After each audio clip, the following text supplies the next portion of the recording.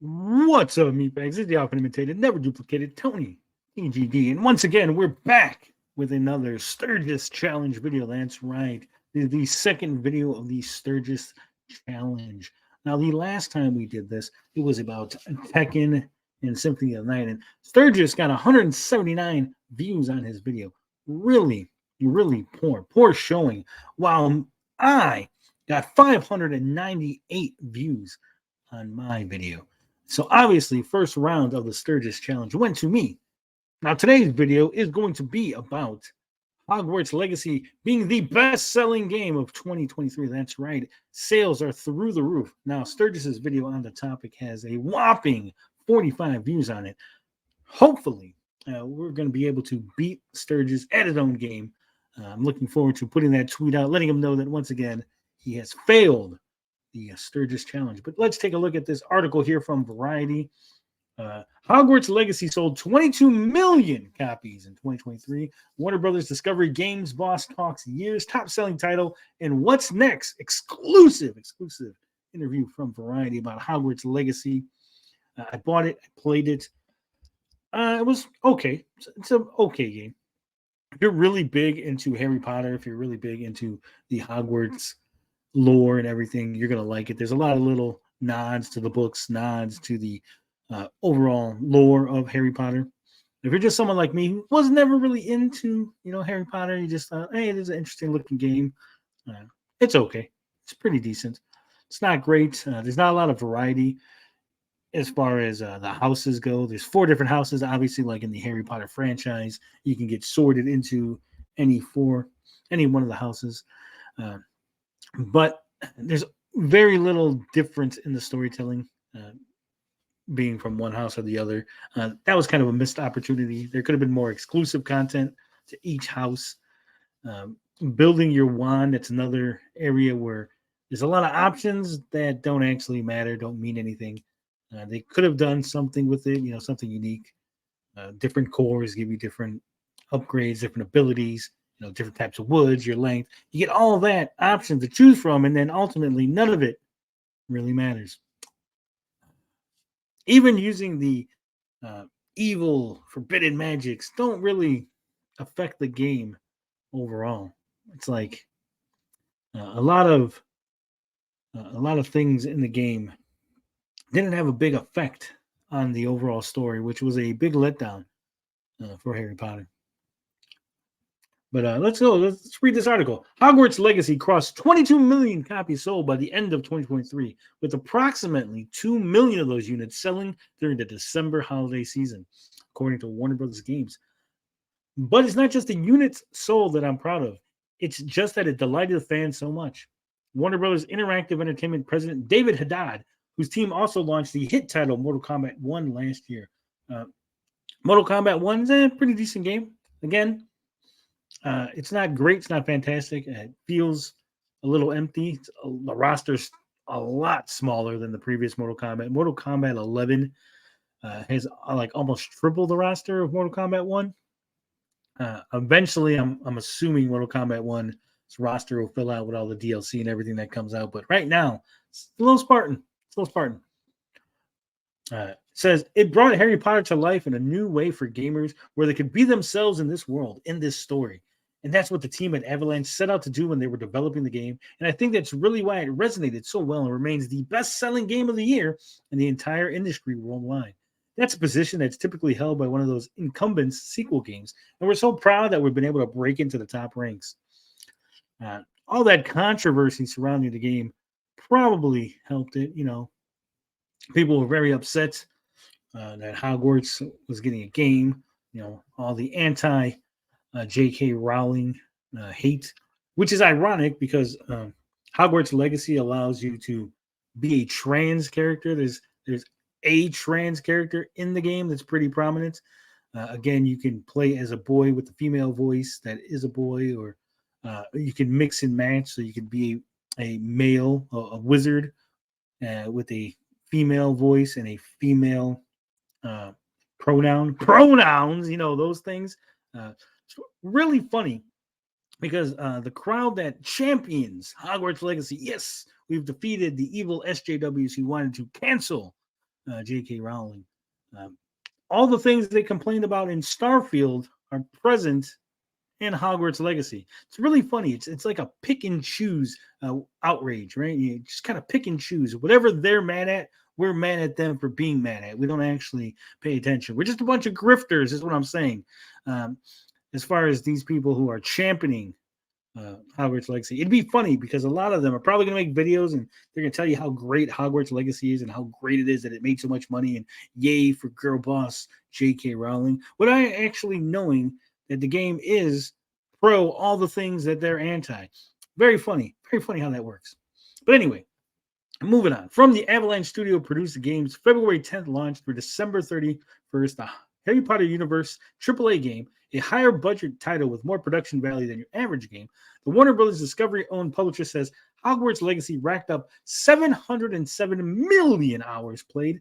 According to Haddad, many fans have gone back and played the game through more than once, choosing a different Hogwarts house to be sorted into for different storyline experience. Again, it is not a huge storyline difference. There's one exclusive mission to each house and then some minor dialogue for the different houses. Obviously, they'll be like, oh, you're the Hogwarts Legacy student that is in fucking Slytherin. Oh, but if you're Hufflepuff, they're like, oh, you're the Hogwarts Legacy student that's in Hufflepuff. It's really not a lot of difference between houses. Then there's the fun in-game data, which shows 819 million potions were brewed, 1.3 billion magical plants harvested, 593 million magical beasts rescued, and 4.9 billion dark wizards defeated within the halls of the virtual wizarding school.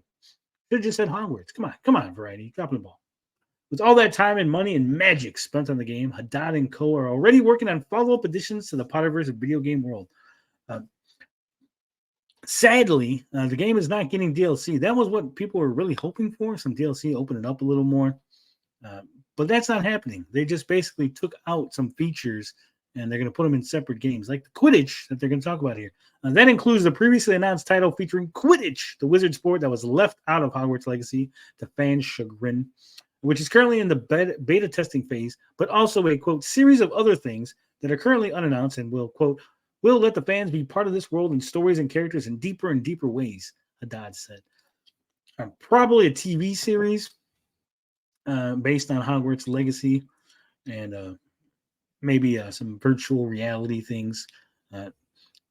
I could see Harry Potter leading itself to virtual reality, some VR games, some potion brewing in VR, some wizarding stuff.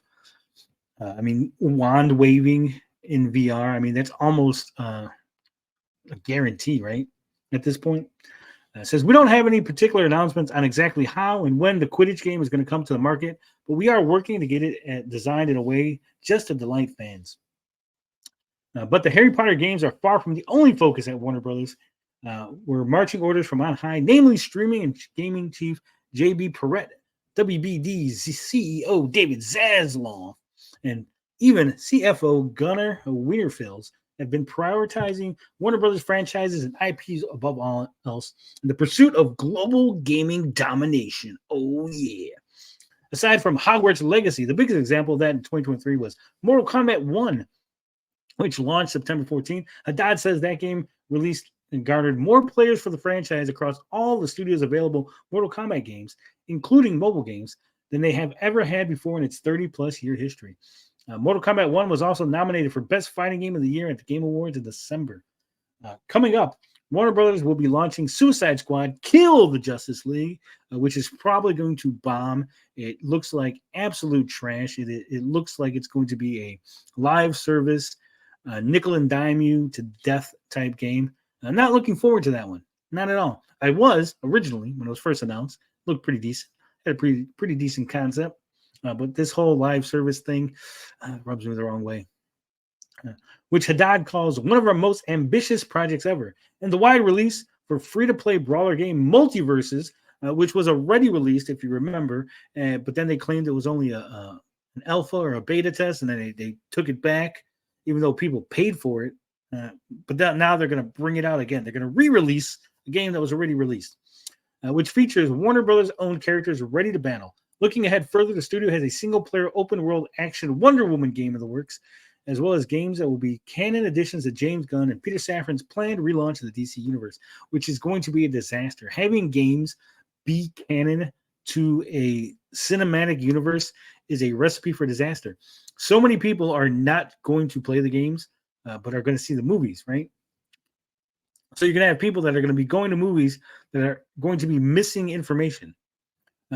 Either that, or you're going to have games that have to strictly follow the movies, and so they're going to be really shitty, right? People are looking for like open world stuff, more villains, more adventures, more side missions, tons of content. We've been spoiled when it comes to video games, especially like superhero video games, like your Spider-Man, your Arkham Knight, Arkham Asylum type games, right? So if you're going to have something tied to the DCU and then fucking make it based around the movie, and it's going to have to follow the movie plot and stuff, I don't think fans, this is not 1990. Fans are not going to buy it. It's not going to be good. A very consistent message coming from the executive layer of Warner Brothers Discovery is the importance of franchises, Haddad said. There's a unique and important role games have in keeping our franchises relevant, resonant, and exciting because there's plenty of fans and plenty of people consuming content where games are their starting point. It's their preferred form of content. During Warner Brothers Discovery's Q3 earnings call in November, Zaslav noted the new focus is on transforming our biggest franchises from largely console and PC-based with 3 to 4 year release schedules to include more always-on gameplay through live services, multi-platform, and free-to-play extensions, with the goal to have more players spending more time on more platforms, and then spending more money on all your loot boxes and microtransactions, which everyone hates. Haddad says the path to that is, quote, to the accumulation of keeping live games launched with new content, keeping our mobile game services vibrant, and large launching new content. Perhaps there's reason to hold out hope for downloadable content in Hogwarts Legacy after all. It's not going to happen. They're not going to give you DLC. When Warner Brothers Games leadership previously said there were no plans for those updates, exactly. There's no plans. They're going to nickel and dime you. They're going to have a new game come out, Hogwarts Legacy 2, and they're going to stuff that with a whole bunch of microtransactions. Or probably a live service, Hogwarts Legacy World, something like that, a Hogwarts World, where it's like a massive multiplayer online Hogwarts Legacy / Wizard 101 type game. When you ask what our goals are, it's really that macro goal of making sure that we get as much engagement with the fans as possible using content and releases and updates and live services, and then nickel and diming people for all their money. All right. There you go.